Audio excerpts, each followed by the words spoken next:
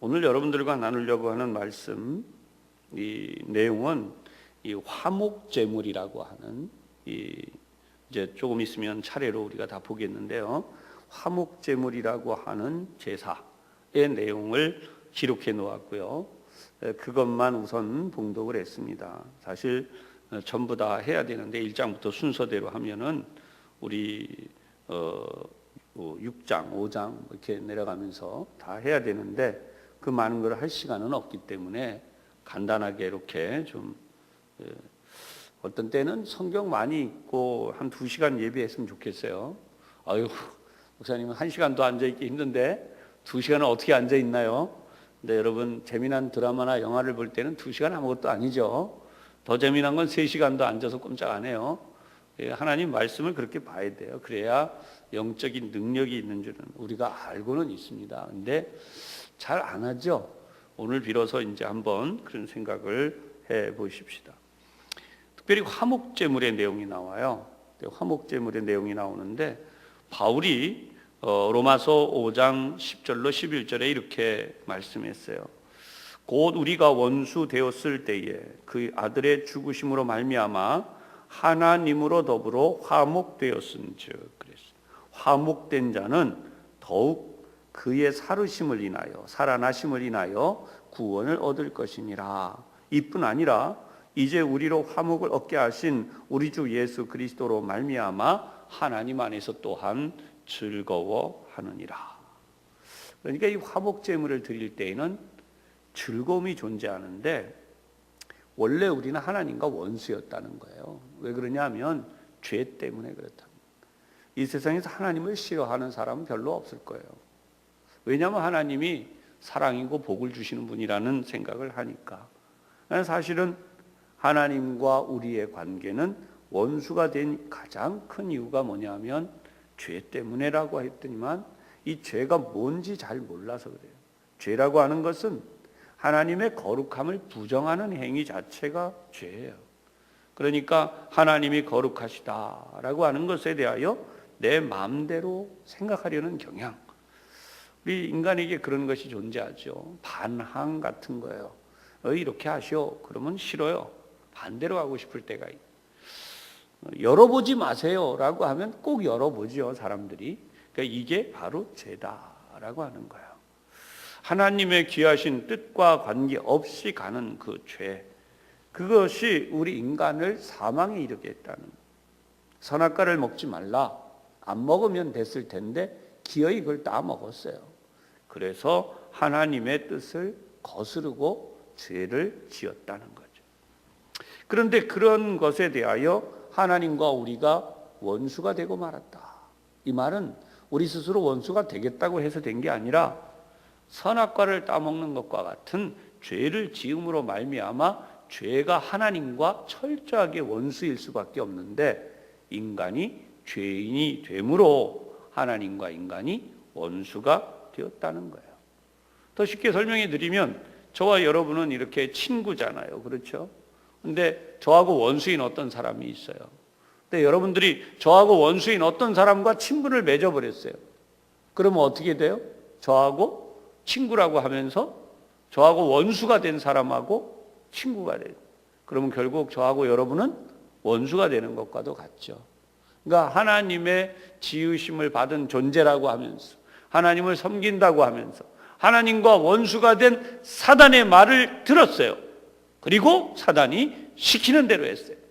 같은 편이 되어버렸잖아요, 사단과 인간이.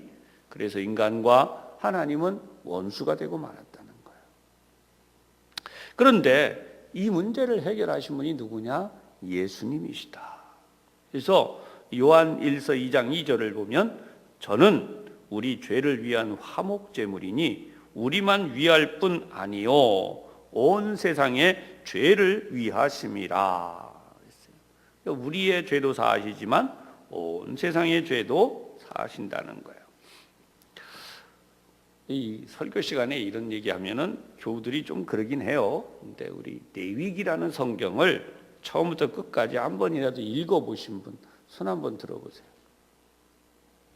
아이 뭐 예배 시간에 이런 거 시키십니까? 예배 시간에 이런 거 시키는 거예요. 괜찮으니까 들어보세요. 레위기 정말 한 번도 안 읽었어요? 여태까지? 평생을 살아오면서? 한 번 읽으셨죠, 우리 권사님? 예. 또 난 그래도 절반은 읽어봤다. 절반.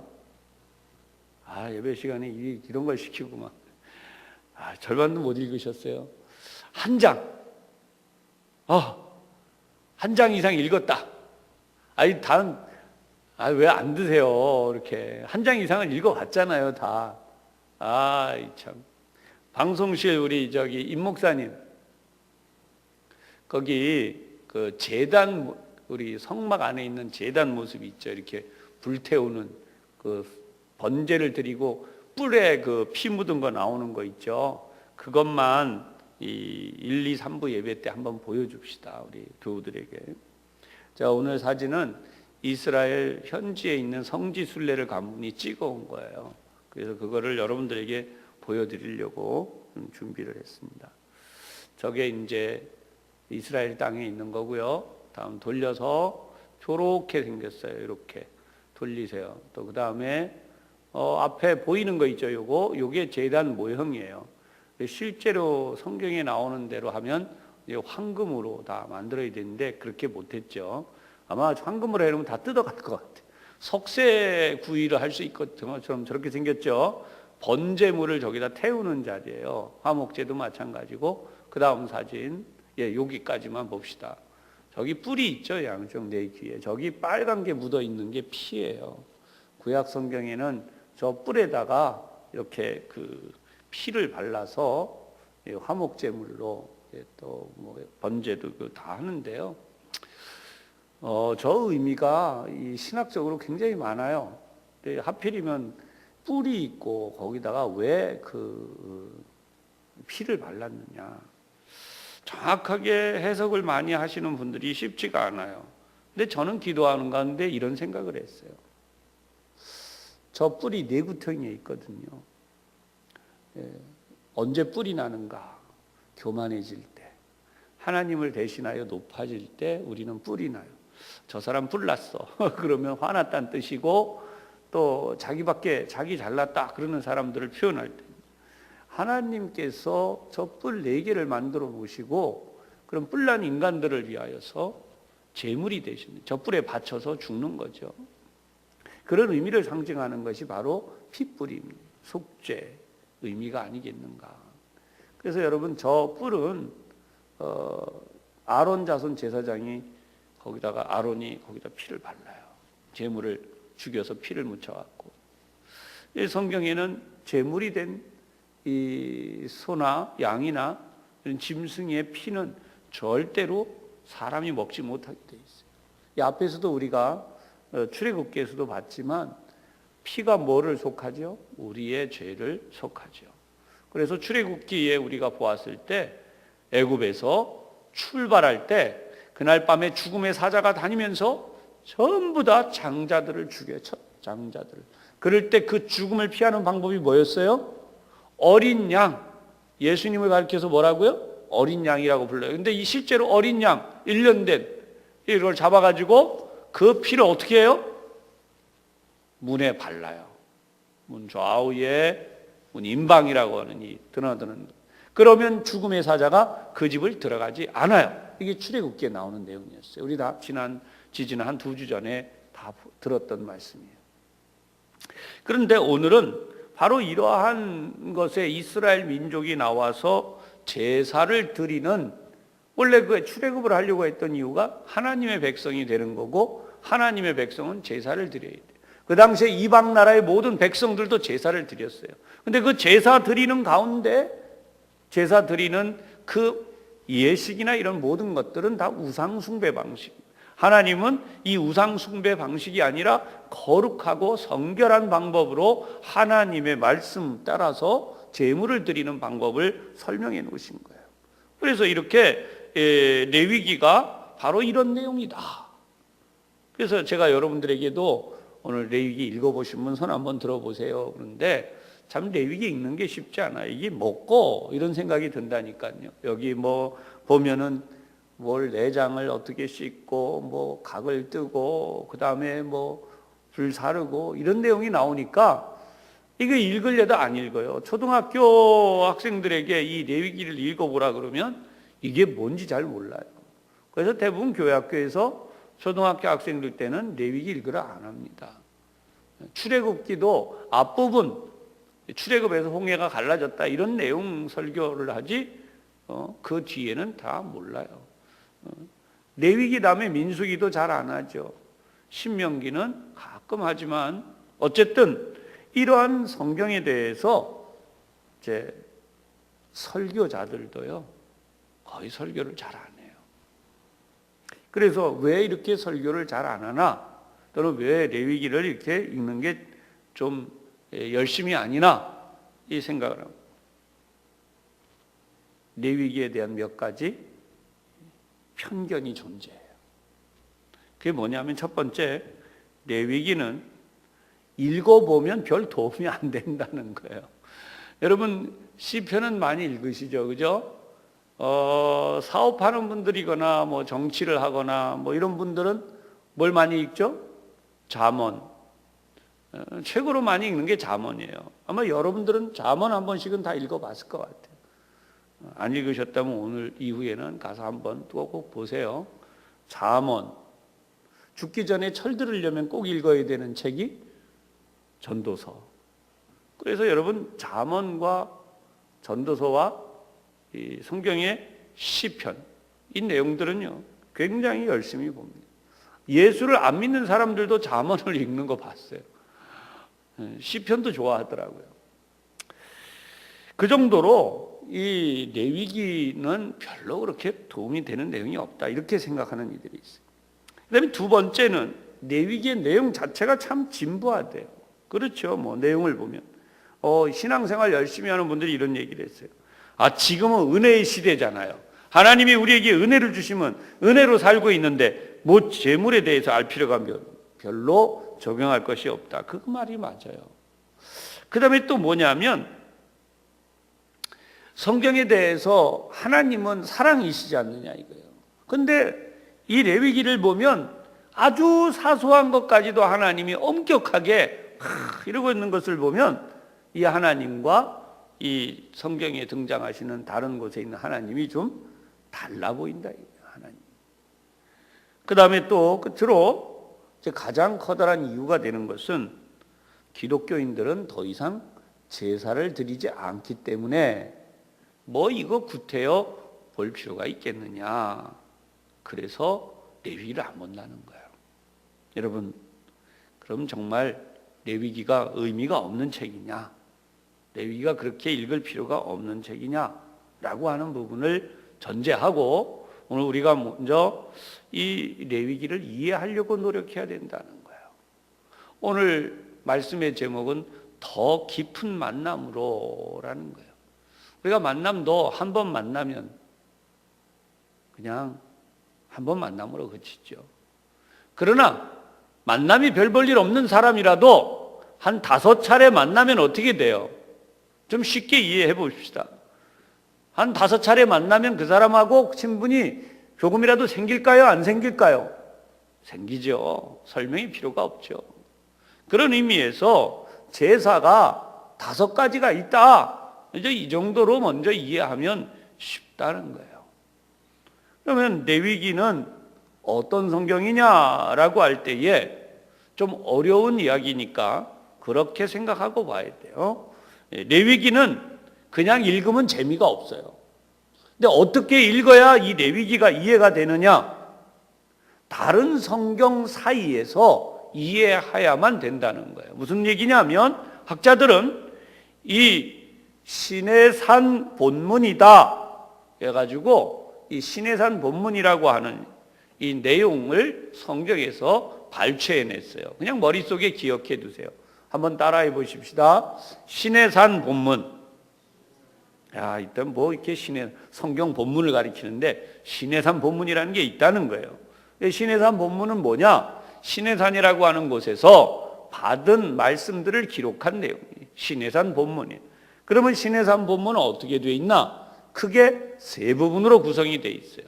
몇 부분으로 구성돼요? 3부분으로. 그런데 그것이 어디에 나오느냐? 출애굽기 19장에서 40장까지.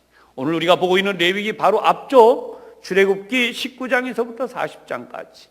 이것은 우리가 알고 있는 이스라엘 민족이 홍해를 육지같이 가르고 나왔다, 이 내용을 지나가고 나서 시내산에서 우리가 하나님이 주시는 십계명을 받을 때부터 시작이 돼요.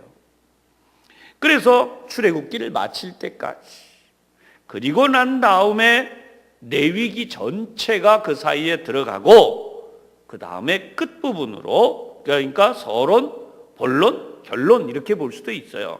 그래서 민수기라고 레위기 다음에 있는 책이 있어요. 민수기 1장에서 10장까지 내용. 그래서 세 부분으로 구성되는 가운데 그 중간 토막 한가운데 있다, 이렇게 이해하면은 레위기를 읽어야 할 이유를 찾는 거예요. 레위기를 꼭 봐야 되는데 어떤 내용이냐?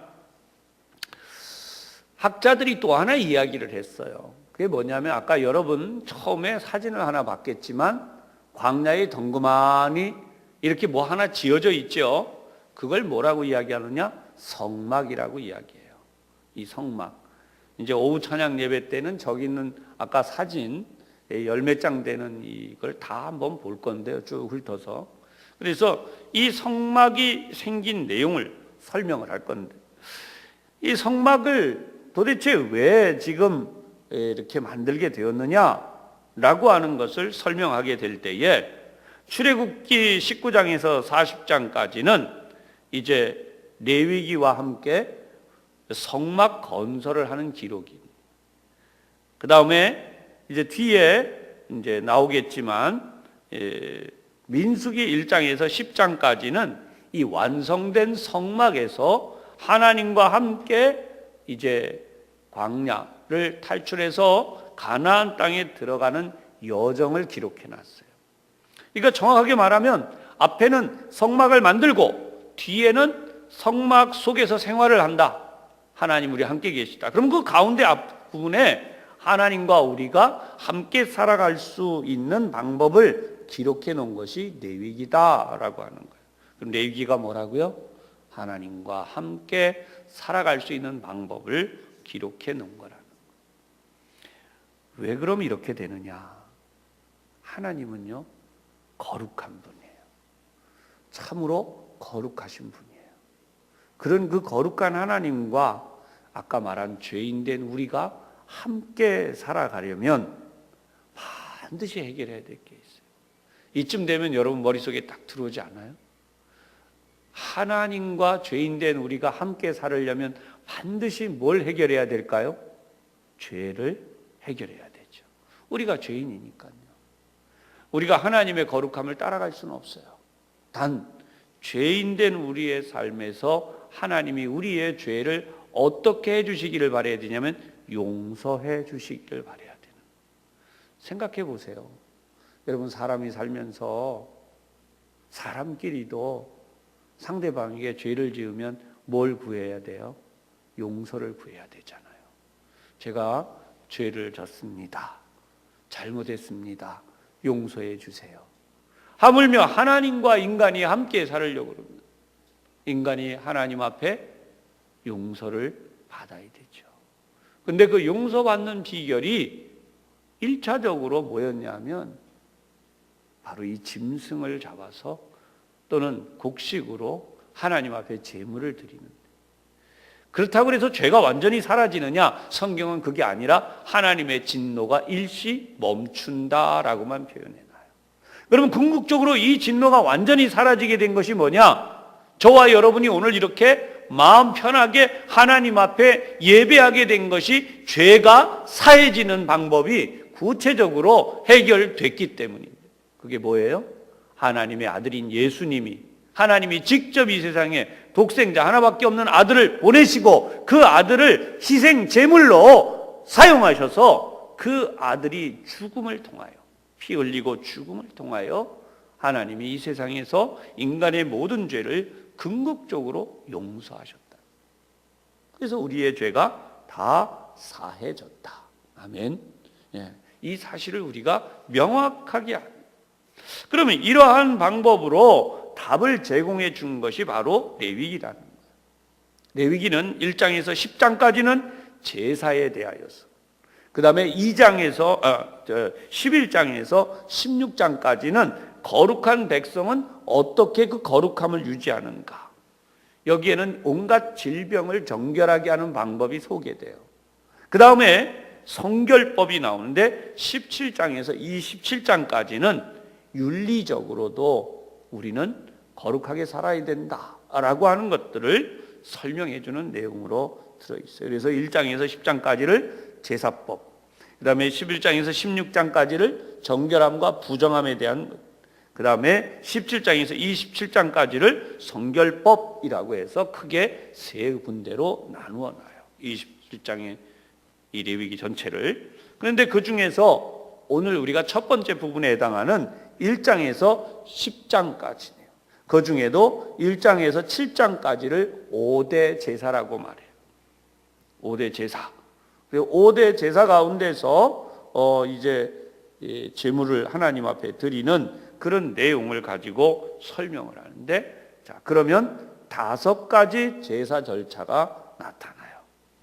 그럼 5가지 제사는 도대체 뭔가? 첫 번째가, 화면에 꽉 차니까 여러분 헷갈리죠? 저거 나중에 저거는 학자가 써놓은 거라서 인터넷에 많이 떠 있어요. 나중에 보시려면 보세요. 첫 번째, 번제가 있어요. 번제. 번제는 제사 중에 가장 기본적인 제사예요. 하나님과 하나님의 백성들이 만나는데, 이 번제의 가장 중요한 의미가 있습니다. 번제의 가장 중요한 의미가 뭐냐 하면 바로 하나님께 우리의 생명을 드린다라는 거예요. 우리의 생명. 우리 그렇게 할 수밖에 없다는 거예요. 왜냐하면 반역하고 떠나면, 옛날에 왕들도 이 반역하고 떠나면 잡아서 다 죽이는데, 차라리 그렇게 죽는 것보다 우리의 생명을 드린다라는 헌신의 의미가, 결국은 그 생명을 드린 게 누가 드렸어요? 하나님 자신이죠. 하나님 자신, 하나님께서 독생자 예수님을 보내셔서 예수 그리스도께서 자신의 생명을 하나님 앞에 드리게 되는 거예요. 그래서 소, 양, 염소, 비둘기 이런 제물로 하나님 앞에 드리게 돼요. 두 번째, 특이한 게 있어요. 소제라고 해요. 이 소제는 번제와 같은 것인데, 이제 이 부분에는 곡식으로 드리는 경우가 많아요. 그래서 이 곡식을 태워서 드리는데, 이것을 뭐라고 하느냐? 우리의 재산도 하나님 앞에 드린다. 성실하게 노력하고 살아간 결과 얻은 곡식을 감사하는 마음으로 하나님께 드린다. 그 다음에 세 번째 부분으로 화목제가 있어요. 아까 화목제 부분, 본문이라고 오늘 본문을 설명해 드렸어요. 그러니까 관계를 회복하는 거예요. 하나님과 우리와의 관계를 회복하는 거예요. 이 화목제의 특징이 있는데, 그게 뭐냐 하면, 번제는 몽땅 하나님 앞에 태워드리고, 화목제는 이 내장을 불살라서 하나님 앞에 드려요. 특히 기름 태워드린 다음 남은 고기는 제사장이 먹으면서 누구와 함께 나누느냐? 이웃과 나눠 먹어요. 이게 참 특별해요. 그 다음에 속죄제라고 하는 게 있어요. 이 속죄제, 죄를 속하는. 이건 무슨 의미냐면, 죄로 인하여 우리가 오염되었다, 더러워졌다. 그런데 이런 것을 어떻게 한다? 정결하게 한다. 이스라엘 민족이 하나님 앞에 죄를 범할 때에 바로 이 속죄제를 드려요. 그럼 한번 생각해 보세요. 예수님은 우리를 위하여 어떤 일을 하셨죠? 첫째, 아까 얘기한 화목제. 두 번째, 속죄제의 역할을. 예수님은 우리를 위해 죄를. 근데 저기에 나와 있는 대로 보면 그리스도는 5가지를 전부 다 충족하세요. 맨 끝에 부분이 그리스도께서 하신 일이죠.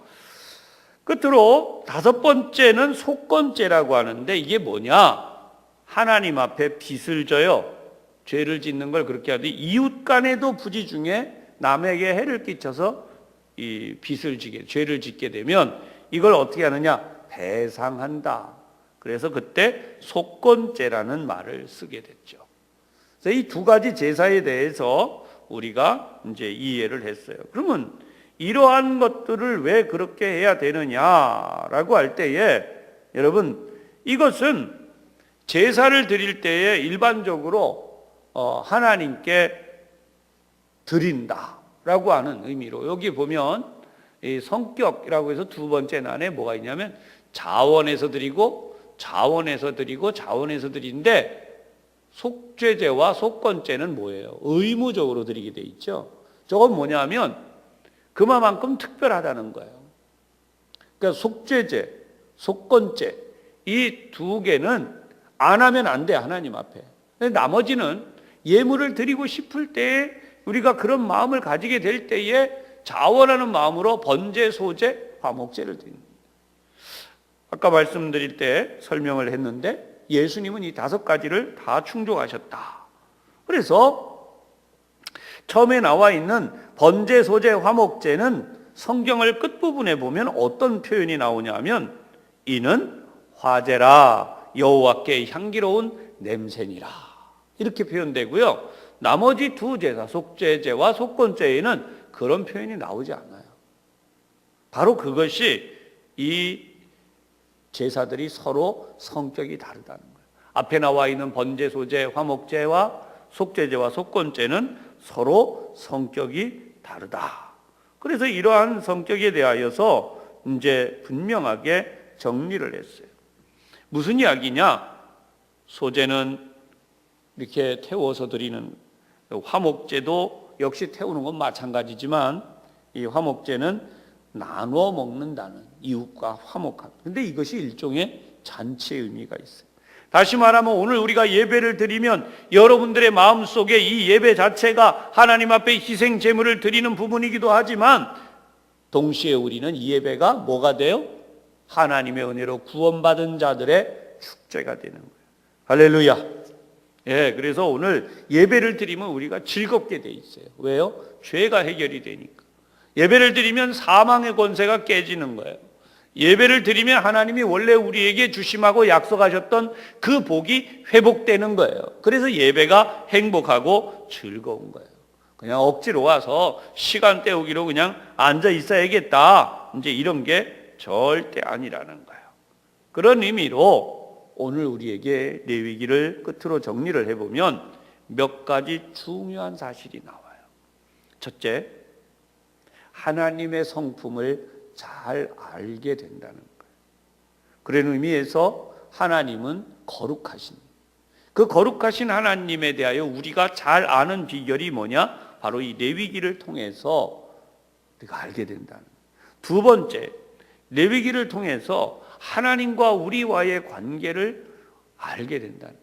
왜 하나님하고 우리하고 결별하면 끝나면 되지, 왜 하나님이 이렇게 많은 희생제물을 요구하시면서까지 우리와 하나님의 관계를 다시 회복하려고 애쓰셨을까? 예수님을 보내서, 하나님의 아들이신 그 예수님을 보내서 죽이기까지 하면서까지 우리와 하나님의 관계를 회복하려고 하실까? 여러분, 그것이 하나님과 우리와의 관계가 얼마나 중요한지를 알려주는 거예요. 그 다음에 세 번째 중요한 것은 뭐냐면, 이 내용 다 여러분이 꼭 보셔야 되는데요, 꼭 레위기를 읽으세요. 한번 일독 꼭 하세요. 최하 일독이에요. 재산권, 여러분 지금도 여러분의 재산이 지켜져야 되잖아요. 또 결혼이 얼마나 소중한 거예요, 그죠? 결혼에 관한 거. 그 다음에 이혼하면 안 되는데 어쨌든 그 인간 살다 보면 그 다음에 자본과 노동, 그 다음에 신앙생활, 그 다음에 나라에 대한 부분, 국가란 무엇인가, 이런 부분들을 이렇게 잘 기록해 놨어요. 그러니까 하나님의 백성으로 살아간다고 하는 것은 이런 부분들을 잘 알게 됩니다. 그것 때문에 레위기가 존재한다는 거죠. 끝으로 레위기는 우리가 믿는 신앙에 대한 표준이, 다른 말로 표현하면 어떤 분은 모판이라고 합니다. 모판. 다시 말하면 예수님이 이 땅에 오셔야 될 이유를 명백하게 설명한 것이 바로 이 레위기다. 레위기에서 앞에서 말씀드린 것처럼 예수님 뭐가 되셨다? 화목제물. 그래서 예수님이 우리를 대신하여 십자가에 죽으심으로 하나님과 우리가 서로 화목하게 되었다. 그래서 이 화목제물이 되셨다는 의미를 잘 이해하기 위하여서 이 5가지 제사, 굳이 5가지 제사를 설명해 놓았다는 거죠. 오늘 말씀을 정리하겠습니다. 성경을 보면 솔로몬이라는 유명한 왕이 있죠. 솔로몬은 하나님 앞에 일천번제라고 하는 번제, 태워서 드리는 이 제사를 1000번을 드렸어요. 소 2만 마리, 2만 2천 마리예요. 소만 2만 2천 마리, 양을 12만 마리나 되는 이 엄청난 양을 제물로 하나님 앞에 드렸어도 솔로몬이 의인이 되지 못했어요. 솔로몬이 영원한 영생의 생명을 받지 못했어요. 그런데 저와 여러분 오늘 양 한 마리 하나님 앞에 갖다 바친 적 없잖아요. 솔직하게 얘기해요. 양 한 마리 데리고 와서 이 이스라엘 제사법으로 양을 목을 탁 잘라가지고 피를 쫙 하면서 하나님 저를 대신하여 이 양이 죽습니다. 저의 죄를 사해 주세요. 그래 본 적이 없어요. 그런데 우리는 너무나 손쉽게 우리의 죄 사함을 받은 거예요. 왜요? 이 성경에 예포된 엄청난 이스라엘 민족이 자자손손해왔고 이 하나님을 모르는 세상의 모든 사람들은 우상에 빠져서 우상 숭배로 자기 자식들을 불에 태워 죽이기도 하고 온갖 방법으로 희생하는 가운데 우리가 간신히 어떻게 됐다는 거예요? 그들은 그렇게 희생했지만 우리는 너무나 쉽게 예수님 이름으로 기도합니다. 이러기만 하면 우리의 죄가 사해질 뿐 아니라 우리의 문제가 다 해결이 되고 하나님이 우리에게 주시는 복을 받고 또 이 땅에 사는 동안에 모든 복을 받을 뿐 아니라 하나님의 나라에 우리의 이름이 생명체에 기록이 되고 하나님의 나라에 우리가 죽으면 누구나 다 하나님의 나라에 들어가서 영원토록 살게 돼요. 마지막으로 중요한 게 있어요. 여러분 오늘 거울을 들여다보실 때마다 아이고 내가 왜 이리 늙어가노. 그렇죠? 늙어가요. 우리 모두 다 늙어. 저도 그래요. 저도 20대는 꽃남이었어요. 근데 지금은 저보고 누구도 꽃미남이라고 하지 않아요. 이제 중늙은이라고 하죠.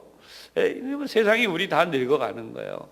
그런데 이 썩어가고 늙고 죽는 이 육신도 마지막에 다시 살려내세요.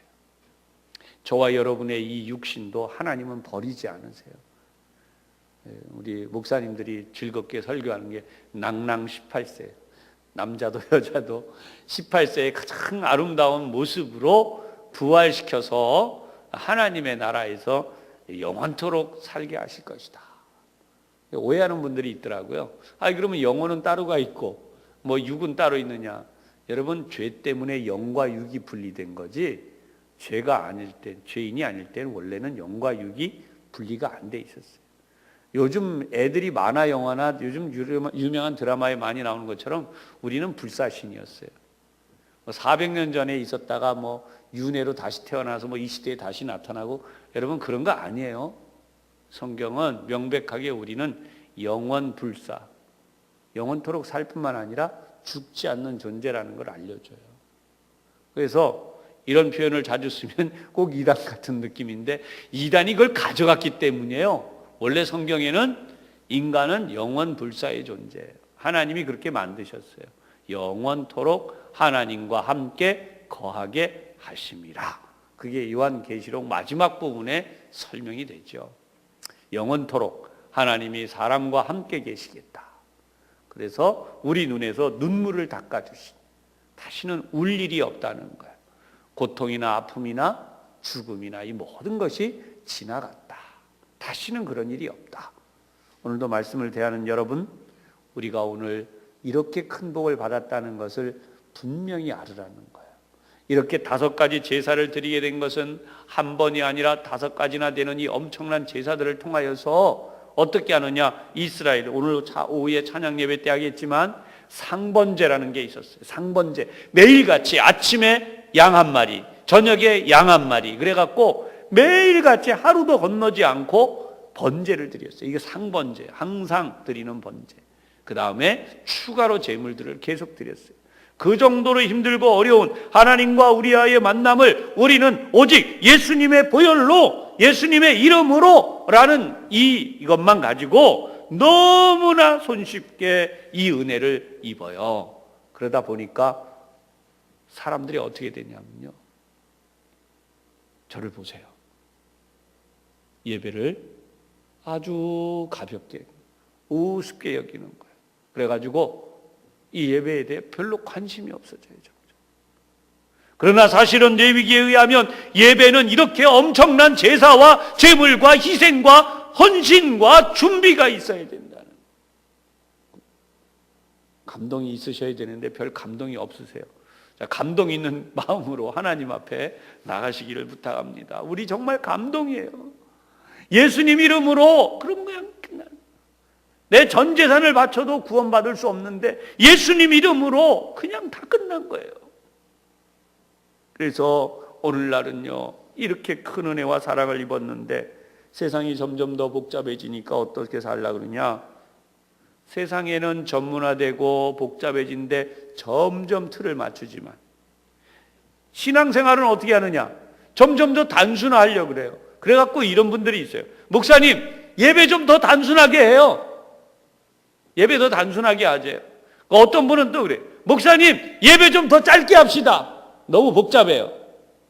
세상에 아무리 날로 먹으려고 그래도 유만부동이지, 지금 설명드린 이 제사와 예식의 절차들을 보세요. 얼마나 대단해요. 다시 한번 설명해 드려요. 여러분, 양 한 마리 잡아보셨어요? 저는 양 잡는 거 보진 않았지만 동영상으로 봤어요. 양 한 마리가 죽는데 얼마나 걸릴 것 같으세요? 금방 안 죽어요. 목을 이렇게 탁 잘라가지고 안수한 다음에 목을 탁 자르면요, 양 한 마리가 죽는데 한 20분? 빨리 죽어도 그거보다 빠르진 않아요. 그냥 양 한 마리 죽는데 그 피를 다 쏟고 양이 죽어나가는 거예요. 여러분, 그런 다음에 그 양을 해부를 해야 돼요. 그게 얼마나 오래 걸리는데요. 아휴, 그런 거 다 해갖고 불태워보세요. 타는데 또 시간이 얼마나 걸리는지 아세요? 그거 다 생각하면요, 와, 지금 우리 예배 드리는 시간이 얼마나 짧은 건지 아셔야 돼요. 그러니까 이제 어떤 분들이 와가지고 짧은 예배 드리자니까 이렇게 하더라고요. 목사님, 딱 성경 한 절 읽으시고 짧게 이 말씀은 무슨 뜻입니다. 예배로 끝. 애들 표현이 이런 게 있어요. 예배 시작했다, 예배 끝났다, 그러고 가는 거예요. 여러분, 그런 거 아니에요.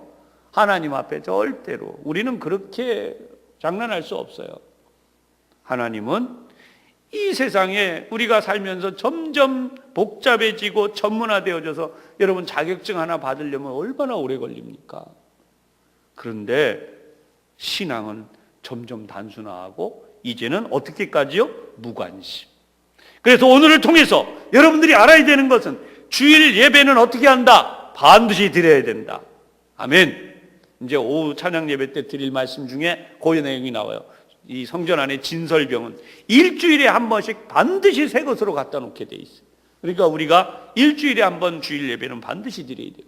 그 안에 아까 말씀드린 상번제를 드리는 거 빼고도 향을 항상 24시간 피웠어요. 불을 밝혀놨어요. 그걸 보면 교회는 24시간 예배가 드려져야 돼요. 그 식으로 그대로 다 따집니다. 그래서 찬양 예배, 금요 심야기도, 새벽기도 드리는 이유가 여기에 다 불필요한 예식을 반복하는 게 아니에요. 말씀을 맺겠습니다. 왜 그래야 할까요? 우리가 이렇게 함을 통하여서 하나님이 우리에게 주신 복을 지켜갈 수 있어요. 인간은 망각의 존재예요. 금방 생각을 망각하게 되고 하나님의 은혜를 금방 잊어버리게 되고 금방 스스로 부패하고 타락하게 돼요. 그래서 그렇게 되지 않기 위하여 하나님은 우리에게 이 레위기를 통하여서 이 제사의 법들과 또 이웃과의 관계를 지켜가기 위해서 가정을 지키고 부부의 삶을 유지하고 부모 자식의 관계를 유지해 가기 위해서 바로 이 말씀을 우리에게 주셨다는 거예요. 작게는 그렇고 크게는 국가관을 우리에게 주셨다는 거죠.